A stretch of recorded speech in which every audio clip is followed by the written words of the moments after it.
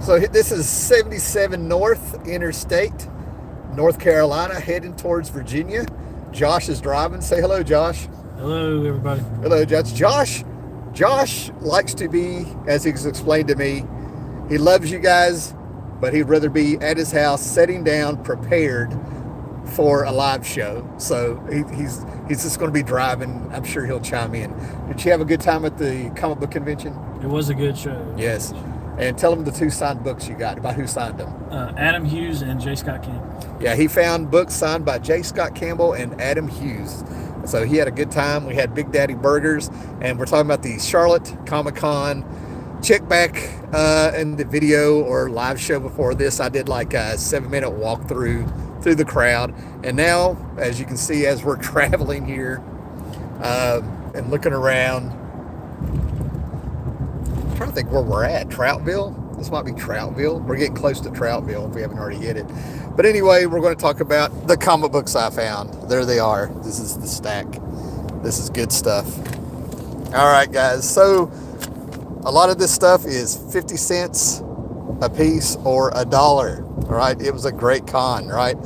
So Swamp Thing number 56, this was 50 cents. This is now my third copy. This will be a reader's copy because it's direct market, but this is Alan Moore's My Blue Planet issue of Swamp Thing, where he's been cut off from the green of Earth and he was sent, his essence was sent across the universe, and he lands on a planet and everything's blue, and it's how the isolation gets to him. It's a great story. He grows a plant. He grows 2 plant bodies, and he grows a chessboard so he can play himself at chess. He's so bored. Yeah, good stuff. What do you think, Josh? Is that good stuff? That's real good stuff, right? And as we continue here with me completing the Immortal Hulk, all 50 issues, that every issue has multiple covers where there was like less, and I've pretty much done it. So, because about 4 years ago, I went to a convention where the early issues of this stuff was going for $40 and $50 after I just passed a flea market where they were $1 a piece. So here's issue 41 with a slice of life cover of the Hulk and the Thing in a diner. We were in a nicer restaurant than this, today. What was it called? Big Daddy's? Bad Daddy's, where you had the 4-tier smash burger. So yeah, we were in a better place than that with a waitress who was much nicer. But she did actually tell me that due to her being a woman, she is always right. Did she not say that? She did say that. All right. Yeah, your mileage will vary on that one. And this is in Mylar, and I'm actually buying this again. But this is the Days of Future Past, part 1 of 4. Days of Future Present, which is actually sort of a sequel to Days of Future Past for you X-Men fans. And this is back in the day in 1990, where you would have the annuals during the summertime. You would have 4 or 5 annuals sitting there telling a story. You had to, it was kind of a bit of a crossover. And most of the time they were lame. This one was very lame, but as you can see, it has a John Byrne Return to the Fantastic Four cover.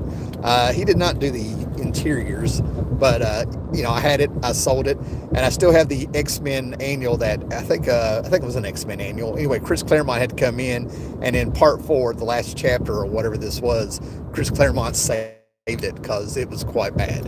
It was quite bad. Oh no, look at this. Oh, I double dipped. Okay, so anyway, this was 50 cents, but little did I know that in the back of this Mylar is another issue. So issues 6 and 7 of Gru. Isn't that cool? Oh, have you read Why the Last Man by York Brown 355? Yes, I have. I've actually sold most of the copies that I have in the trades last month. I got rid of the trades. It was all right. It didn't really stick the landing in my mind, but overall it was pretty good. Dave McKenzie, nice one. Thank you, Dave McKenzie. Anyone else getting a low res image? Looks a little bit better now. Yeah, let me know how it is because we're on Interstate 77 in North Carolina. So yeah, I'll just kind of, I'll do another show if it gets too bad later on. But anyway, we got Gru 7 and number 6. I didn't realize I got 2 issues in there in Mylar, so I'll be recycling that. And then the only Alan Moore story that I can't stand, but I keep finding issues of it, Halo Jones number 12. Yeah, I don't get the Halo Jones. I don't understand it and how people can say this is one of the greatest stories they ever read.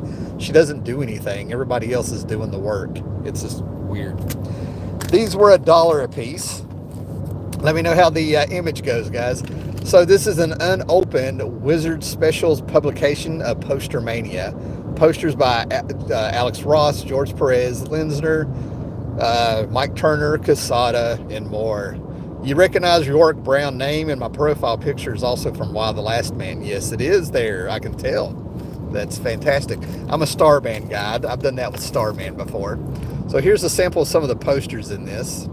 Wizard was like the stuff back in the 90s and a little bit in the early 2000s. And speaking of Wizard, I got a Alex Ross cover of Wizard that ties into the Kingdom Come. Now, I already have issue 57, but Wizard had 2 and 3 covers for each issue at a time.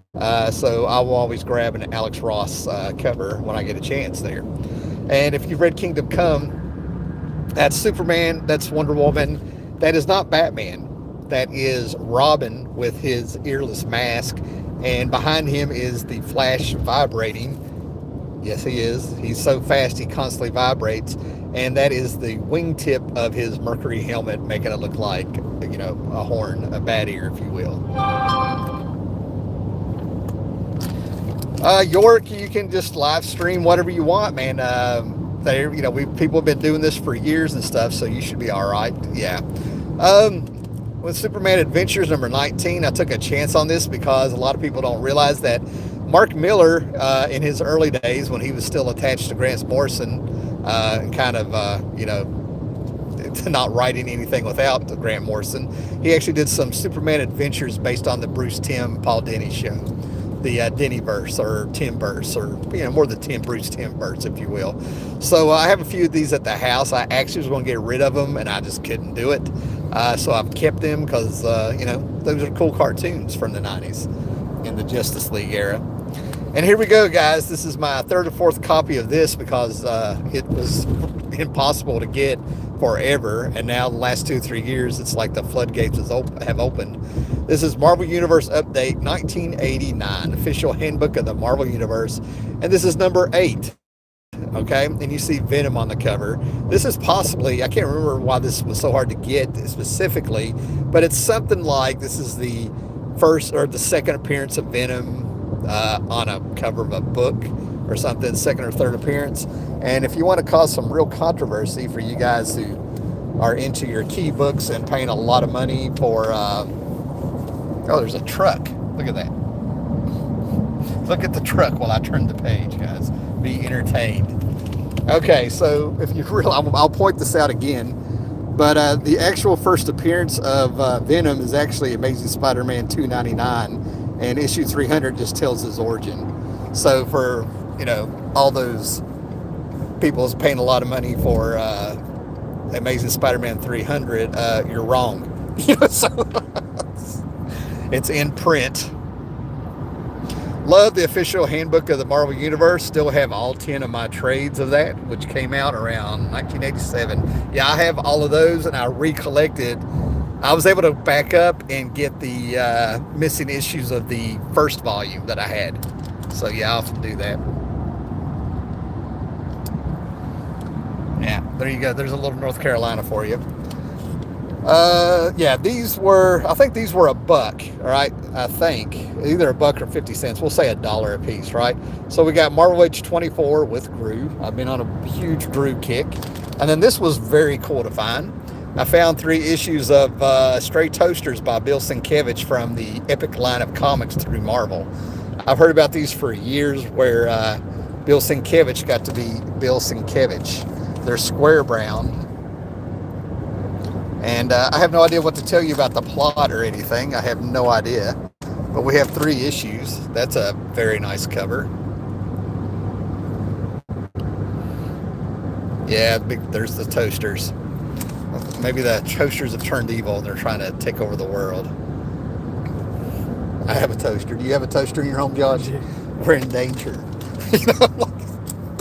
Hopefully it's not plotting with the microwave. If those two get together, we're screwed.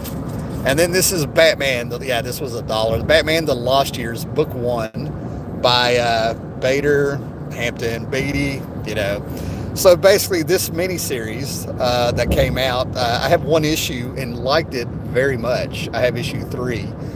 But I need to get the rest of these because this is the link between the Batman The Animated Adventures Season 3 and the Season 4 that came out a few years later. This is what happened in between those lost years between the season.